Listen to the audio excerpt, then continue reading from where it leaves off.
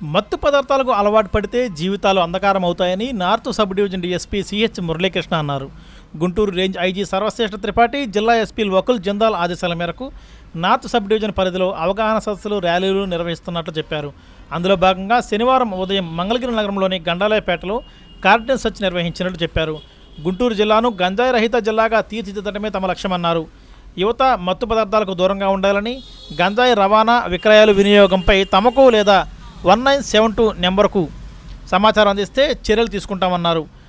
డ్రగ్స్పై ప్రజల్లో చైతన్యం కలిగించడం, నేరాలను అరికట్టడం లక్ష్యంగా రాబోయే రోజుల్లో మరిన్ని కార్యక్రమాలు నిర్వహిస్తామన్నారు. ఈ సందర్భంగా స్థానిక ప్రజలతో సంకల్పం, ప్రతిజ్ఞ చేయించారు. తనిఖీల్లో సరైన ధృవపత్రాలు లేని పలు ద్విచక్ర వాహనాలను పోలీసులు స్వాధీనం చేసుకున్నారు.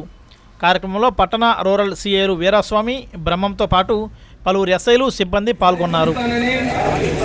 ప్రమాణం చేస్తున్నాను. నేను డ్రగ్స్ లేని జీవితాన్ని గడుపుతాను. నేను డ్రగ్స్ లేని జీవితం మరింత సరదాగా ఉంటుందని నా స్నేహితులకు చూపిస్తాను.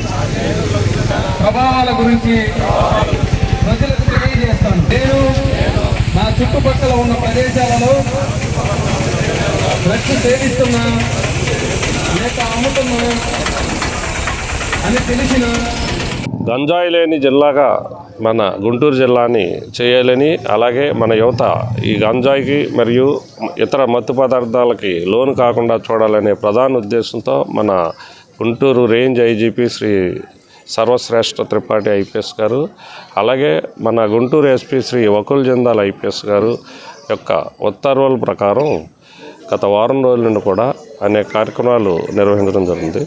అందులో భాగంగా కొన్ని హాట్స్పాట్స్ని గుర్తించడం జరిగింది. అంటే ఎక్కడైతే ఎక్కువగా గాంజా సేవించే వాళ్ళు ఉంటారో, ఎక్కడైతే గాంజా కలిగి ఉంటారో అనే సమాచారం ప్రకారం ఆ హాట్స్పాట్స్పై కార్డినెన్స్ సెర్చ్ కార్యక్రమం ఈరోజు ఇక్కడ గండాలయపేటలో నిర్వహించడం జరిగింది.